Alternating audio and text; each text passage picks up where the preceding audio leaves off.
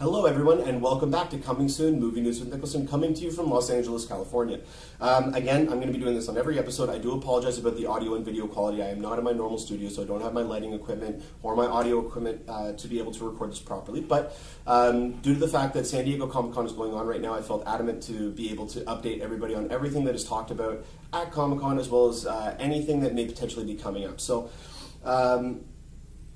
today, I believe it was either last night or this morning, an article came out via Cinema Blend that Joss Whedon actually revealed that there will be 4 prominent female characters in Avengers Age of Ultron. Now, we know that Scarlett Johansson's Black Widow is a prominent character. We know that Scarlet Witch, played by Elizabeth Olsen, is a prominent character, and Maria Hill, played by Colby Smulders, is a prominent character in the movie. Now, speculation has been, who is the 4th female character?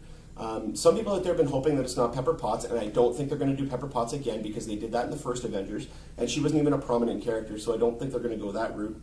The 2 main rumors right now are it's either going to be Carol Danvers, also known as Ms. Marvel, or it's going to be Janet Van Dyne, also known as Wasp.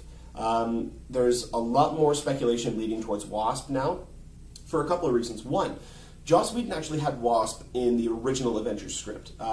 When Kevin Feige came in and saw the script, he said he loved it, but Black Widow needs to be in there, so they took Wasp out and included Black Widow because they had introduced her in Iron Man 2, and they had a plan for the Black Widow character. So Wasp wasn't a necessary character for that script, so Joss Whedon felt that he could excise that character from the script and then include it possibly later on.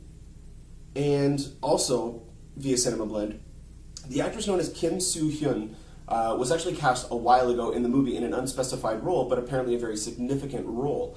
And a lot of people have been assuming now because in the Ultimates comics, which the Marvel Cinematic Universe bases the majority of the comic characters' looks off of the Ultimates comics, about 12 years ago, they reintroduced Wasp as an Asian American character. She was no longer Janet Van Dyne as people had come to know her. She was now this Asian American character. And with Kim Soo-hyun, as far as I'm aware, she's Korean.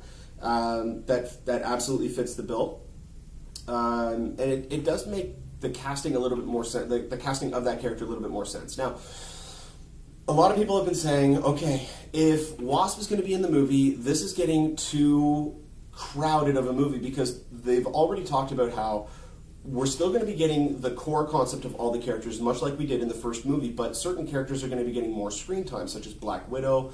The Hulk is getting a much better story arc, and Hawkeye's getting a much bigger role in this movie. So on top of those people, and also introducing Quicksilver, Scarlet Witch, Vision, Ultron, there's a lot more characters that are going to need to be introduced and developed. So bringing in another superhero like Wasp would kind of dilute the process and kind of take away from certain characters.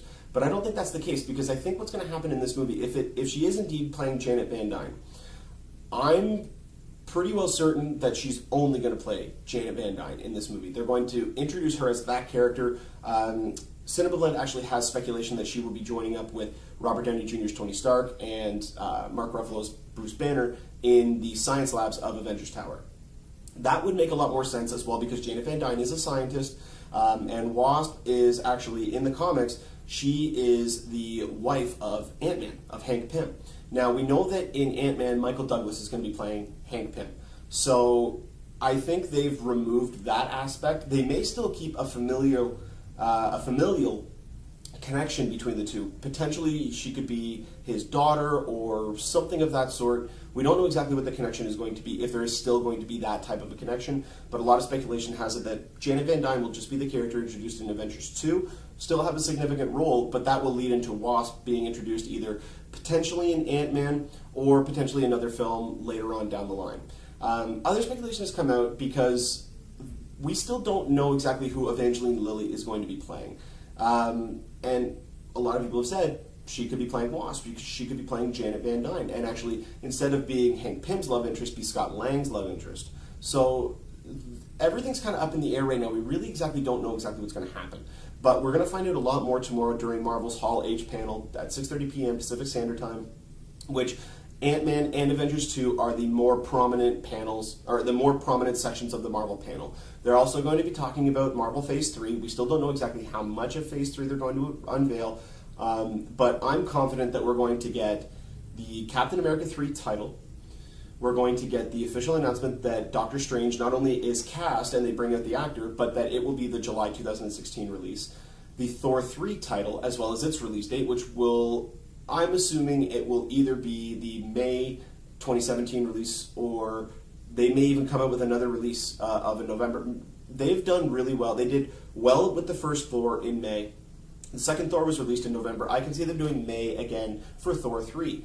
And I would really love them to do the Ragnarok storyline, because that, to me, would just be fantastic. It would blow the roof off of the Thor concept, because the Thor concept in terms of the cosmic aspects, and as well as its villains, have never really been that great. Loki was a great villain, yes, but he was more of a cerebral villain. He was more of an in-your-head villain, not a physical villain like we got with Malekith in Thor the Dark World. So I really hope that if they do Ragnarok, or if they do a storyline like that, we could potentially get an amazing villain. And that, I think, will really elevate a Thor movie, which, again, I'm hoping that we're going to get some kind of an announcement tomorrow at Comic-Con. But yeah, I mean, let me know what you guys think about this, whether or not this character should actually appear, if you think that it should actually appear, if you think the movie's becoming too overcrowded. But I do have one thing to say, if you do feel that it is overcrowded. If you haven't seen it yet, go and watch X-Men Days of Future Past, and you can see what a movie can do when it has over 50 prominent characters in the movie and how it's able to perfectly balance them all and use them all correctly. Like Quicksilver, for instance, in that movie. He had a very small role in it. He was only in it for about 10-15 minutes, but he was the standout. People remembered him, I think, the most out of any other sequence in the movie, because he was used right. And as long as they do that, then they can make it a very enjoyable movie and put almost as many characters as they want in it. But they need to be used right. That's the main thing. So again, I'm going to be updating everything tomorrow for all of the panels, especially Marvel's panel. Tomorrow we'll probably have more installments of Movie News with Niklsun, because there's going to be a lot more information. Saturday's panel is always the biggest, or always has the biggest panels. And today, actually, a side note, 20th Century Fox actually had their panel today, and no Fantastic Four news whatsoever. Not even a video message, nothing. Nothing at all. So a lot of people were really ticked off about that, because that means, that at least gives the impression that they're trying to hide this film. That they're not confident in it as much as they would like to be able to at least show off something, or even concept art, or have just the people come out and talk about it. They don't even need to show us anything. Just have them come out and talk about it. But because they didn't show anything, or didn't even hint at anything about it, and the movie's going to be out before Comic-Con next year, it does leave a lot of wondering as to what their plans are for that movie. Because there's been a lot of negative press about it, and not trying to curb that and coming out ahead of it at Comic-Con and really getting people jazzed about the film. It's just curious to me, and I just don't understand the logic behind it. They could have just not had anything prepared, but you'd think that if 3 weeks beforehand they would have said, hey, we're going to give you guys 10 minutes on the Fox panel at Comic-Con, prepare something, just the director, maybe, Toby Kebbell could show up, or Miles Teller could show up, anybody could show up. But they didn't, unfortunately, do anything like that, which is unfortunate. But tomorrow, Avengers panel, Marvel panel will be at 6:30 p.m. Pacific Standard Time, so definitely check back after that for my coverage on what exactly was discussed or announced at that panel. But until next time, this has been Niklsun. You guys can find me on Twitter at Niklsun, Niklsun, for all of your movie updates. Don't forget to click that subscribe button down there at the bottom corner. Below the video. And you can also find us on our Facebook page at facebook.com/movie news with Niklsun. But until next time, you guys enjoy the rest of your day. Take care.